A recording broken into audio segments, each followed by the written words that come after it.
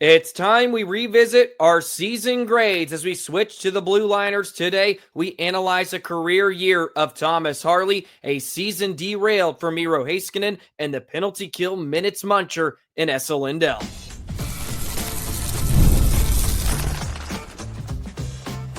You're Locked On Stars, your daily podcast on the Dallas Stars.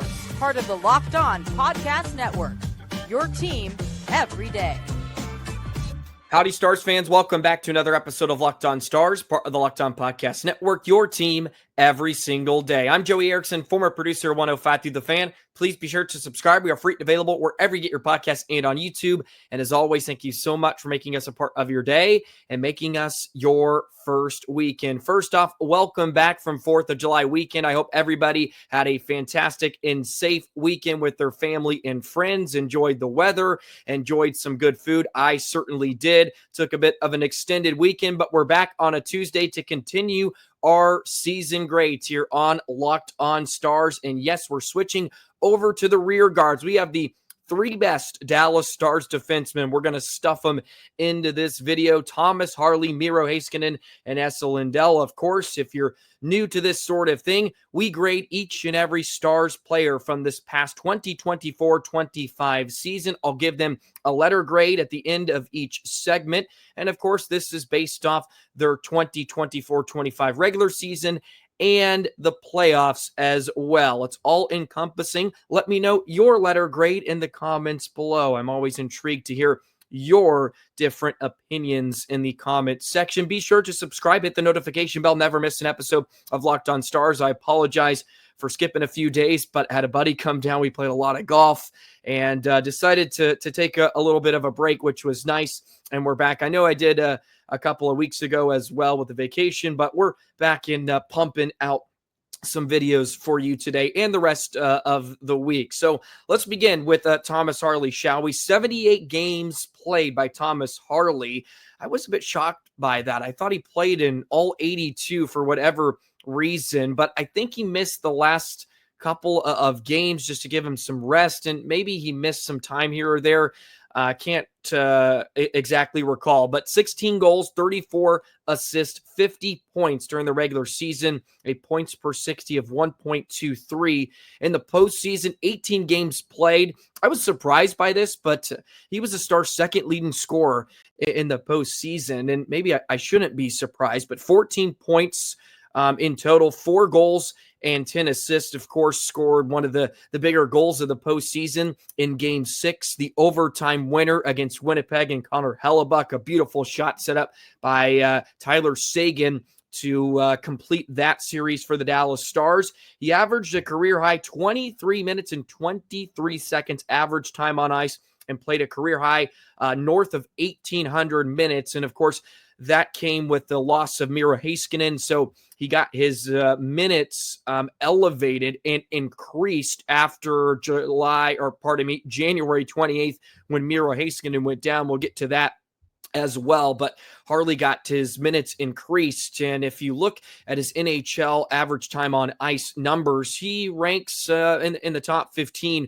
once Miro Heiskanen went down because he was playing so much in all situations, including the power play.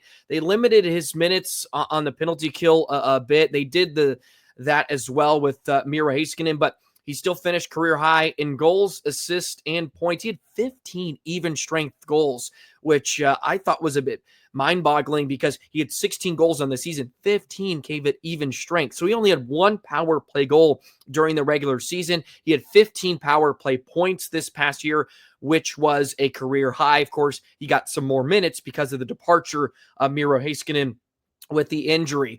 He led Dallas with a goals for percentage of 61.42% during the regular season at 5-on-5. This number is via natural stat trick, and this doesn't include Mikko and Tyler Seguin since they only played 20 games. So this is for qualifiers that played at least more than 50 games on the year.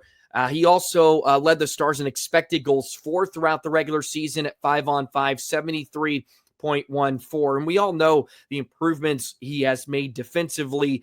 And this was sort of his breakout year in terms of getting recognition from a national perspective. He, of course, played a couple of games with Team Canada during the Four Nations Faceoff.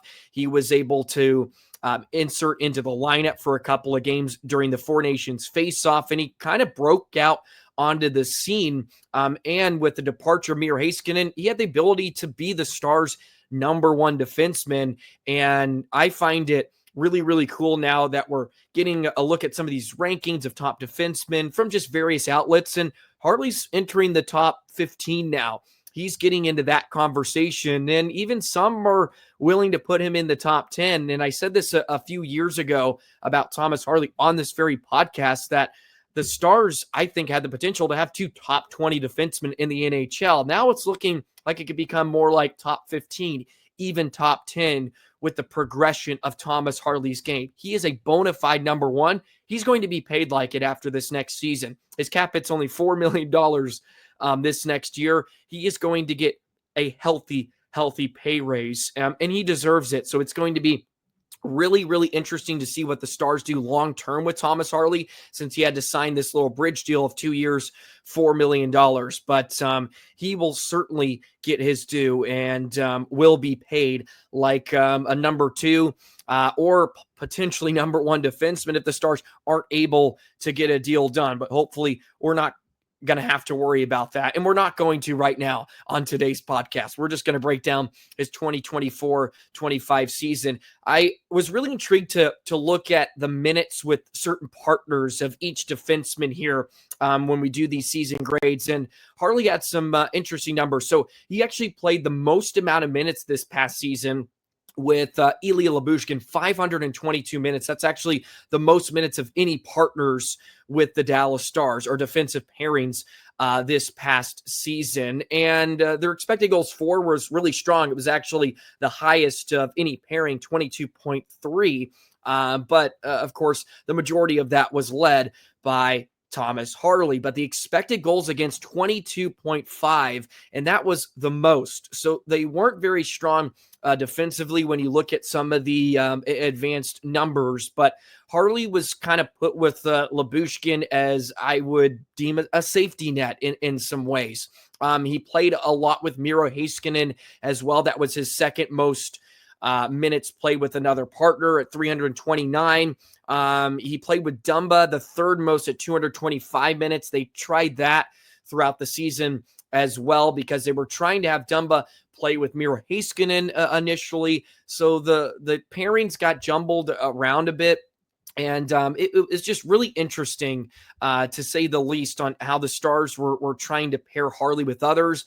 I think it was pretty obvious the best pairing for him is Miro Heiskanen to some degree, but they were also trying to get the balance of right shot and left shot, but this didn't really slow down Harley at all. We saw what happened when he took over the Stars' power play as a number one quarterback. It just completely took off, and some of that was due to Thomas Harley. Also, I think the Stars just started to figure it out. And we'll get to Miro. His numbers offensively weren't great, but that also sort of just coincided with the Stars having an awful start to the season on the man advantage. But Thomas Harley, of course, takes the Stars power play to a different level. And I started to point this out in the final few months of the season, but Thomas Harley is a more willing shooter. He's not a facilitator, so to speak, on the power play, in my opinion. Of course, he is there to do that and make the right reads, but he is a shoot-first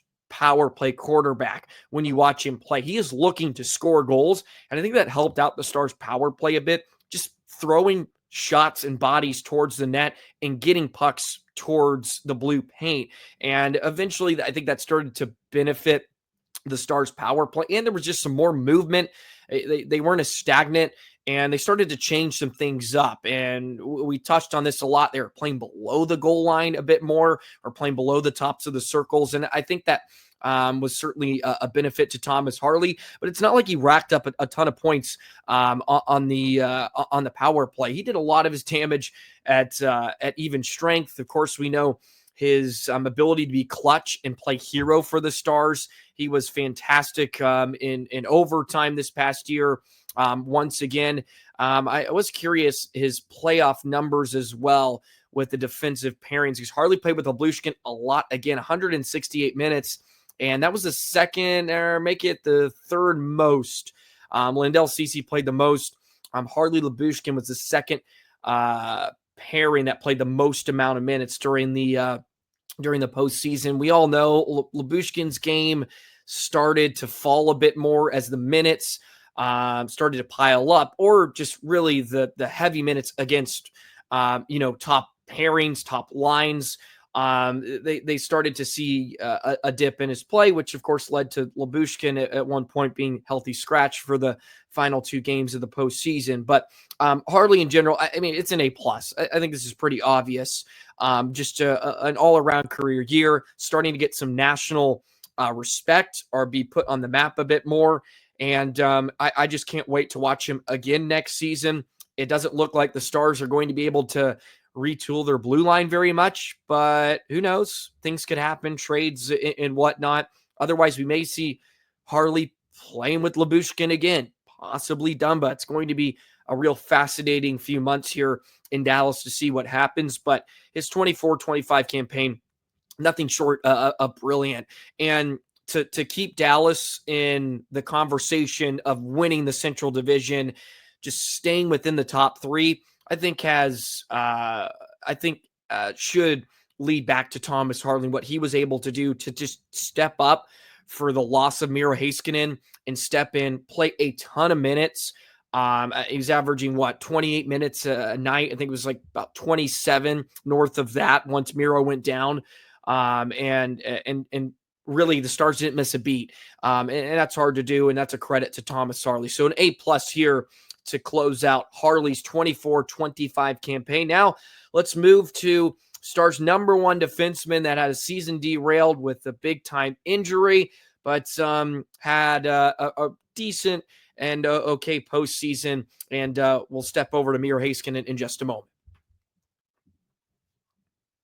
Today's episode of Locked On Stars is brought to you by FanDuel. Summer sports are in full swing, and whether you're all about baseball under the lights, golf on the green, or high-stakes soccer action, FanDuel is the best way to make every game even more exciting. You're already following the action. Why not make it a little more thrilling? With FanDuel, you can get in on the game while your friends are getting sunburned at the beach. FanDuel has a way for you to track your favorite matchups, and the app keeps it fresh with new daily promotions and fun ways to bet. It's easy to use, it's fast to pay out, and makes even regular season games feel like must-watch events. Of course, you get on the action watching the Texas Rangers. Go ahead and bet on the Rangers. Get them over 500. They're going back and forth. Maybe just sprinkle a little cash on them to get the Rangers going potentially. New to FanDuel, new customers can bet just $5 and get $150 in bonus bets if your first bet wins. Also, you have the Open Championship across the pond coming up in the PGA and golf. It's going to be a ton of fun just here in a couple of weeks. Go ahead and get some matchups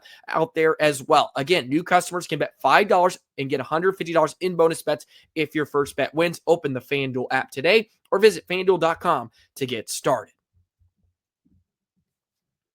Time to switch over to a disappointing and unfortunate season for Miro Heiskanen. Disappointing may not be the appropriate adjective, but a bit underwhelming in some ways. And we touched on it in that last segment a bit. But 50 games played, 5 goals, 20 assists, 25 points. His points per 60 was 0.93, which was one of the worst of his career. Not terrible by any means, but not where I think we were expecting it coming into the season. He came back, of course, in the Stanley Cup playoffs. He played 8 games, had a goal, 3 assists, and 4 points. A really strong playoff performance again from Miro. And I talk about this every year, or at least the past 2 seasons here on Locked On Stars. Miro elevates his game, especially offensively, come playoff time. He is nearly a point per game when it gets to the postseason. Of course, he suffered that knee injury on January 28th, which knocked him out for an entire regular season or for the rest of the regular season. Mark Stone, I won't forgive you. I still don't believe Roope Hansen's tap on the foot caused Mark Stone to maybe dive into Miro Heiskanen's leg, but that's neither here nor there right now. We hashed that out plenty enough back in early February. You can go back and find those videos if you wish. But he returned to Game 5 against Winnipeg in that series. Picked up an assist in his return to action.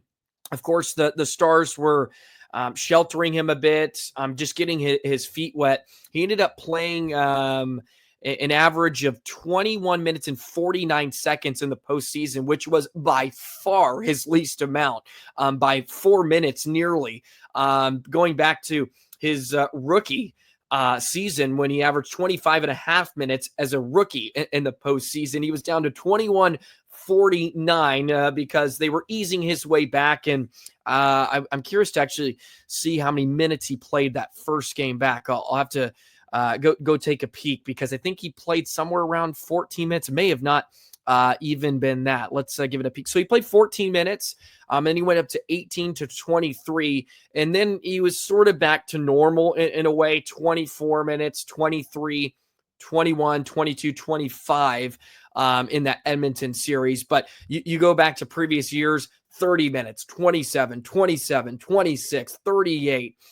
27, 26. Like, yeah, he was playing north of 26 every single night, but they weren't able to do that this go around because he was probably still dealing with some soreness, I would assume, coming off a major knee surgery. And I thought he looked really good in the Edmonton series too. He looked like himself. There was one game, I want to say, it was game 6. Game 5 in the Winnipeg series. It was a falling game after he returned. Just looked really darn good. And he was floating out there. Like Miro floats kind of on the ice, right? With his stride. He just seems to kind of float and glide around. You're like, okay, he is back. Because in that first game, you could certainly tell there was some rust there, which is to be expected. And it's not like he's getting thrown in game 62 of the regular season.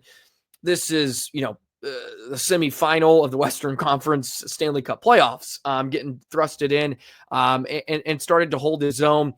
You got to see him take a few hits first, but you look at some of his numbers just leading up to that injury. So at 5-on-5, and this is from October to January 28th when he got injured, expected goals for 47.13. That led the Dallas Stars. His goals for when he was on the ice was 42. That was second behind Thomas Harley. You could look at his goals for percentage. He was down to about 15th at 53.16. So he's about middle of the pack on the Stars. You look at scoring chances. He created the most, 484 of any other Dallas Star at 5-on-5. So he's in those categories, but just struggled to produce, especially on the power play. It didn't help that the Stars' power play was just atrocious during most of October through December. I feel like it was January when it started to pick up some more. And he was starting to actually get on a nice little point streak up to that point until he got injured, which really stunk. And only finished with 25 points in 50 games. It was an underwhelming year. And look, he did everything you would expect out of Miro. He's playing all situations, didn't play a ton on the penalty kill. They were trying to limit his minutes because they wanted him to be fresh for the postseason. Obviously, with the injury, that did not come to fruition. And then they had to load those minutes on Thomas Harley. But of course, we all know what he is as a defender. You look at the minutes distribution. So he played with Thomas Harley 329 minutes. That was the most of any partner this past season. He played with Lyubushkin 208 minutes. He also played with Lindell 225 minutes. So that was the top three amounts of minutes he played with partners. I guess his top three partners throughout the season, to put it more clearly. He played 110 minutes with Dumba. That was very early on. They tried it out in the postseason, or pardon me, the preseason. And I was pretty bullish on it, really. And then we all know how that ended up working out. That was a bit of an experiment that never really worked. They were trying to get him on his strong side for the first time, and it just really didn't happen. I would have liked to see him and Esa work out a bit more, but with his injury, it just nothing ever really came together. They could really never find a solid partner for really Miro or Harley, which really stinks. And part of that is they just don't have great players. They just don't have great other rear guards to put with them. I mean, you're really looking at Dumba or Lyubushkin, and you're just not going to get a lot with that pairing. And you can put Esa with either Harley or Heiskanen, and then you're really loading out one pair, and you're asking a lot out of others. So it was just sort of a season to forget in some ways for Miro, but still strong in some ways. I gave him a B-, which is a bit harsh, but I think it's fair because I had a lot of criticisms of Miro in the first couple months with the power play, and I think he should handle some of that responsibility as the guy in the power play's failures. So I give him a B-, which I think is fair. I think he's kind of C+, B- for me. Again, it's harsh, but that was a bit of an underwhelming season for Miro. And we need to see the offense a little bit more this next season. And again, look, I'm a bigger fan of Miro than anybody out here. I'll always ride for him.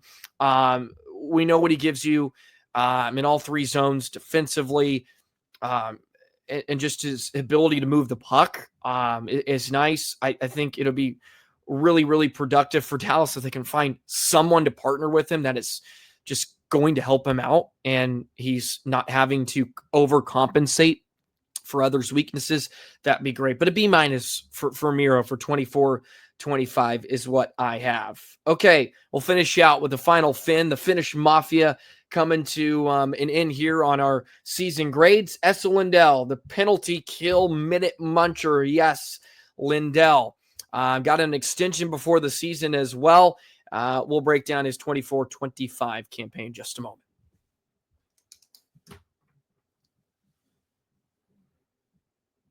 Esa Lindell is always a thrill to talk about because he does all the little things that don't show up on the stat sheet always. And just it was a minutes muncher this past season. Again, played the second most amount of minutes on the Stars this season, just behind Thomas Harley.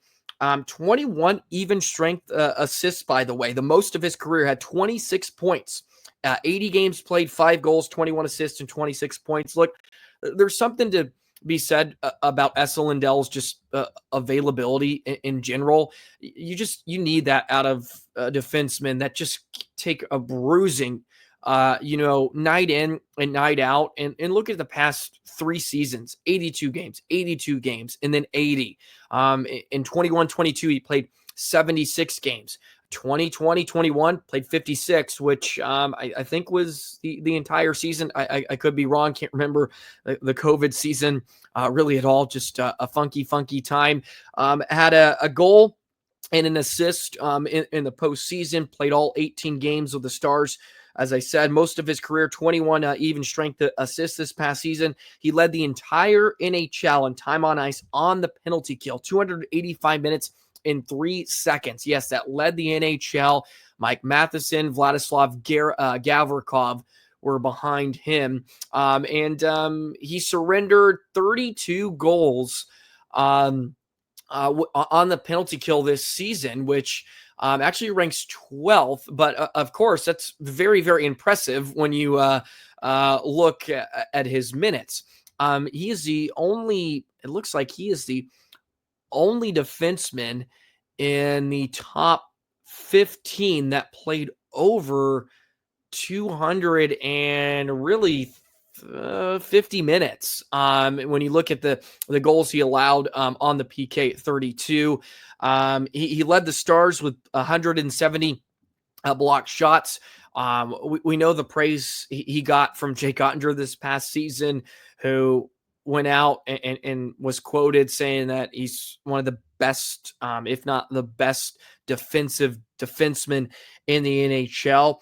And he's certainly up there. The way he uses the boards as an ally, he knows angles. He's just in the right spot at the right time. Didn't he have the save in game 6 I believe, or maybe it was game 3 in Colorado. He was the one, I believe, in overtime that came over and made the save when Otter was just dead to rights after a nice play by Colorado, and Lindell came screaming across and blocked it with his hand to keep it out. And then eventually, I believe it was Natchez who shot the puck, and then eventually the Stars won that game in overtime with the Tyler Seguin overtime winner. Just right place, right time. He just eats pucks. He piles up the minutes. The Stars can rely on him. He played with a lot of different partners this past year as well. He played with CC the most, 351 minutes. Well, we all know that just it's not a productive pairing, and CC is not a productive partner, or at least that archetype for Esa Lindell. They have to get Esa Lindell a puck mover. They have to get him someone that can move the puck so it can enhance Esa Lindell's strengths. Because what is his weaknesses? It's his ability to move the puck and his mobility. He is not a strong skater.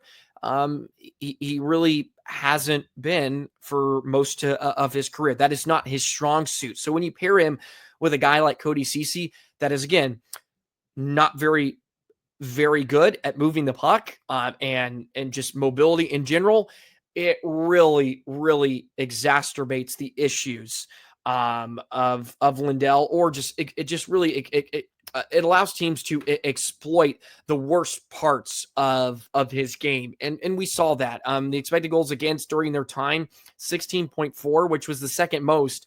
That was behind the Harley Lyubushkin pairing. We saw some success with Heiskanen, as I mentioned. They were pretty decent in terms of expected goals percentage. Lindell and Heiskanen, they were third on the Stars this past season, 54.1% expected goals. But again, once Miro went down, we pretty much lost that. And then once they picked up CC at the deadline, it was exclusively Lindell and CC, which wasn't awful at times. But as the season wore along and they needed them to play top 4 minutes in extremely hard situations, they got exposed, and it became Lindell Hakanpää again, Lindell Suter, right? Whatever you want to look at it, they're just not pairing him with a productive partner, and that's why he needs to be paired with a Miro or Harley. But I understand the challenges that the Stars occurred with some of the injuries and just their personnel. It's not a very good D room when you look at Dumba and Lyubushkin and some of the signings they made. However, we saw Liam Bichsel, and he made a really, really strong step. So they may have some answers next season. But again, that's a conversation for a different day. But again, Lindell had just a fine season. Once again, his plus minus was 34, his plus minus, which is the biggest, which was the best of his career. I think that's saying a lot just when you look back at kind of the Star season.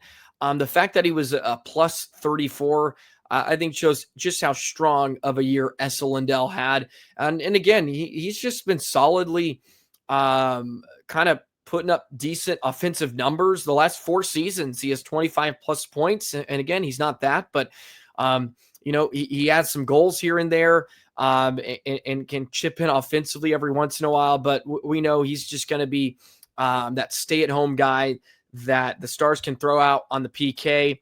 He's going to eat up minutes. He's going to eat up shots, and he's just going to be a strong presence for the Dallas Stars for the next 4 years as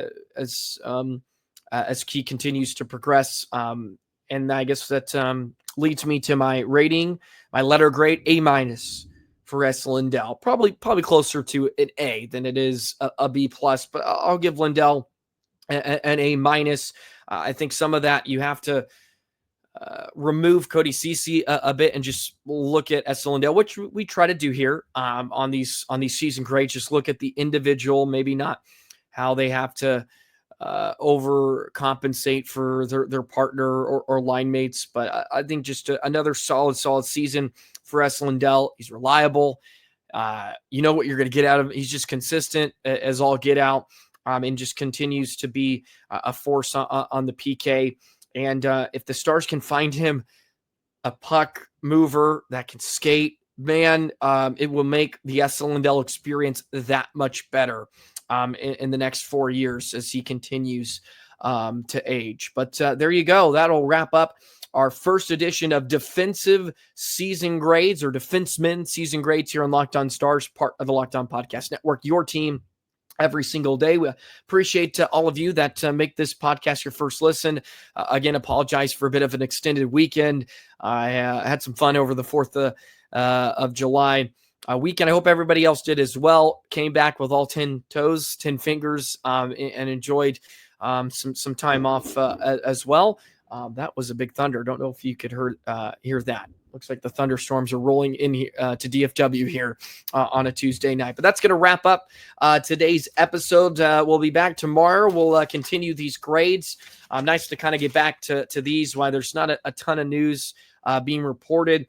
We had to talk about Texas Stars' new head coach, Toby Peterson, as well. I'm hoping maybe I can get Chris Chambers back on. That would be interesting to get his thoughts on the hiring there down in the AHL. So a lot of good stuff we can cook with a bit, but things are going to start dying down here in terms of news, really, in the National Hockey League. But that's going to do it. Thank you once again for all the love and support. Enjoy the rest of your night, and we'll see you on the next episode of Locked On Stars. So long, Stars fans.